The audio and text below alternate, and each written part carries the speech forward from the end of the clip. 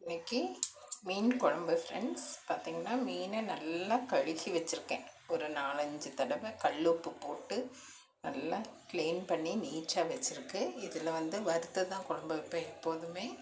நல்லா மசாலா எல்லாம் சேர்க்கணும் ஃப்ரெண்ட்ஸ். அப்புறம் பார்த்திங்கன்னா குழம்புக்கு இதில் வெங்காயம், தக்காளி, பூண்டு, அப்புறம் கொஞ்சம் இஞ்சி, தேங்காய், கருவேப்பிலை, மல்லித்தழை இது எல்லாமே வதக்கி வச்சுருக்கேன். அரைக்கணும் ஃப்ரெண்ட்ஸ். புளி ஊற வச்சுருக்கேன்.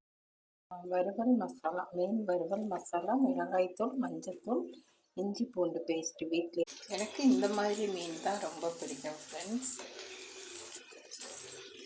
எங்கள் அண்ணன் வீட்டில் டெய்லியுமே மீன் இருக்கும். மீன் இல்லாத நாளே இருக்காது. சாம்பாராக இருந்தால் கூட மீன் வறுத்துருவாங்க எங்கள் அண்ணி.